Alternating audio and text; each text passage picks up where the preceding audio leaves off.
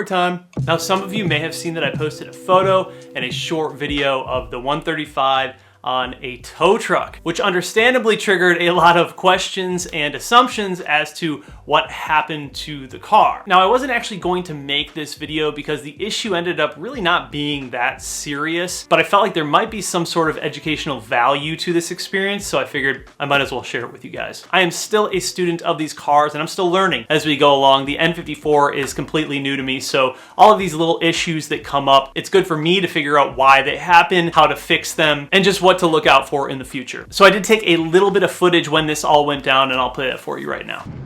It may not run, but damn, does it look good. They have arrived. So you can get this thing on the tow truck without messing it up.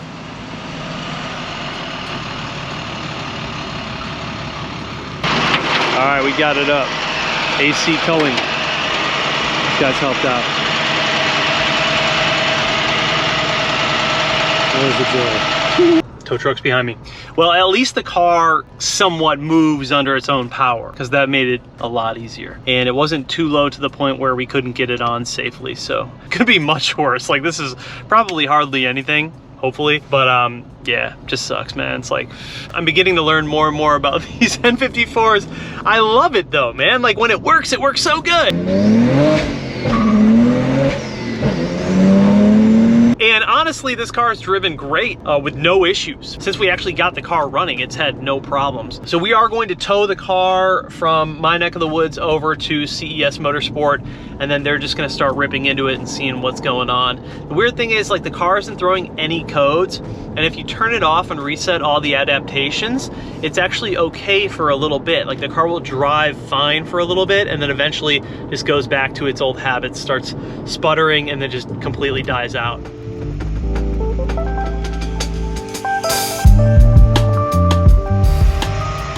Steel main sticks, everybody got the paddles now. All right, man, I appreciate you. Y'all be good, bro. All right, so let's give you guys a little bit of the backstory as to how this happened. So a couple of weeks ago, I took the 135 back over to the body shop. I had a couple of runs in my clear coat on the rear bumper. They're gonna clean it up for me, no problem. A couple of miles away from the shop, the car started sputtering. It was very sporadic at first, but when I would try to give the car a little bit more gas, it felt like things were just sort of cutting out. I really wasn't quite sure what was going on. The car's fuel level was still reading a quarter tank, so I knew I had some gas in the car, or at least I thought. So I figured, let's just get the car to the shop since we're so close, and then once they finish up that rear bumper and I get it back, we can figure out what's really going on with the car. But just as I was approaching the shop, about a block away, the car completely shut off. So I popped the hood, started looking around, really couldn't find any obvious issues. I didn't smell any fuel, I didn't see any bad wires, I didn't see anything unplugged. It was sort of odd because this came out of nowhere. The car had been driving fine since we built the engine, and anytime this would happen, you would typically get some sort of code. I did have my MHD dongle. I brought up MHD, read the codes. There was nothing. So at that point, I was able to get the car to turn over, but it wouldn't stay running. It would eventually just die after a few seconds. But in MHD, I was able to see that the car was actually still getting fuel pressure and the fuel pump was actively still working. So initially I was thinking maybe it's a bad injector, maybe it's a leaky injector, or maybe my low pressure fuel pump was on its way out. But at this point, I really wasn't sure. So big shout out to the guys over at WRG, the body shop. They actually came out and pushed the car into the shop, and then from there on out, I just let them do their thing with the bodywork. While the car was in the shop, I had a little bit of time to think about what could possibly be going wrong, and I did actually have another Walbro 450 low pressure fuel pump at home. So I figured I might as well go there, pull out the low pressure fuel pump, and see if I see anything that is kind of sticking out. Now, this car currently has a bucket list system, and sometimes when you are running bucket list systems, level sensors can get tangled up, things can move around a little bit more, and even wires can become disconnected. The advantages, however, of the bucket list system is this is supposed to be a bit more efficient and it should flow a little better. So when I went to go remove the low pressure fuel pump that was already in there, I noticed right away that I didn't have any gas. I had no fuel in the tank, which would tell me one thing, that there was something obviously going on with the leveling system or maybe the gas gauge. And as silly as that problem was, I was grateful because it really wasn't anything serious. So I went and grabbed some gas from the gas station, brought it over in a can, put about 3 gallons into the car, started it up, and it started up right away. I figured figured issue solved, we're good. A week goes by, the body shop finishes up their work. I go back to pick up the car. It's running, it's driving.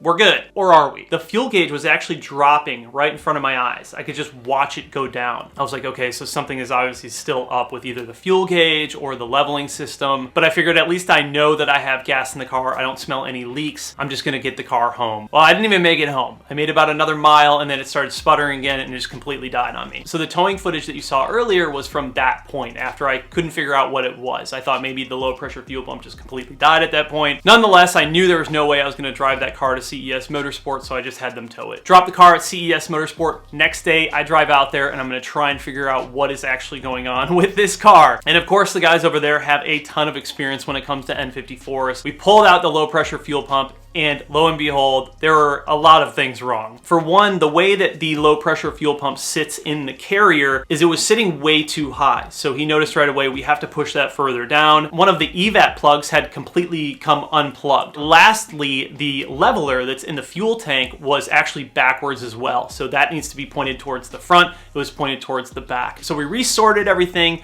got it back in the car, and we're good to go. So this was all actually really good news because I thought it was going to be much more serious. I thought maybe my low pressure fuel pump was on its way out, but once we double checked the orientation of everything, tightened things up, make sure it was good and snug, reinstalled the low pressure fuel pump into the tank, plugged everything back in, we were good to go. So yeah, this isn't like groundbreaking. Obviously nothing serious happened, but you just never know. And especially when you're still trying to learn about these problems, that's really what you're paying for when you go to like a mechanic or a shop. They have years and years of experience. It may have only taken them a few minutes to figure it out, but that's really what you're paying for. So huge shout out to Hendel, huge shout out to the guys over at CES Motorsport for once again saving me. I learned a few things throughout this experience and I'm glad I know now in the future if I have issues that have these similar symptoms, I know exactly where to look. If you're running a bucketless low pressure fuel pump system, make sure that everything is oriented the proper way, make sure it's installed correctly, and hopefully from there on out, you'll have a problem-free N54 experience. I know sometimes it might seem like I don't really like the N54s or I just want to put an S65 in the car and be done with it, but I actually do really like the N54s. It is such a fun engine. It's easy to make really good power. They're just a bit temperamental, but once you figure out those little things, which I think we've kind of knocked out as much as possible to make sure that this car will last as long as it will, these engines are an absolute blast. You also have to remember on my motor, we refreshed pretty much everything, put a good amount of time and money into the prep work and building this engine. So there's definitely going to be some little things along the way that you just have to kind of nip in the butt, but once you get that solidified, it should be solid. Next up, this car goes back to CES. We're going to install the port injection, the motive reflex, and then Chris CD919 is going to finish up tuning the car with the Mosselman turbos, and then we'll do a little bit of street tuning as well to make sure she drives good, and we'll see what the car is going to make. Comment down below if you think you have a guess as to what this 135 N54 is going to make on the dyno. I really don't know yet. This whole platform is new to me, but I'm looking forward to it. Anyways, guys, I appreciate you. Hopefully you learned something today. I learned a lot from this experience, but as always, thank you so much for watching the video. I'll see you in the next one. Peace.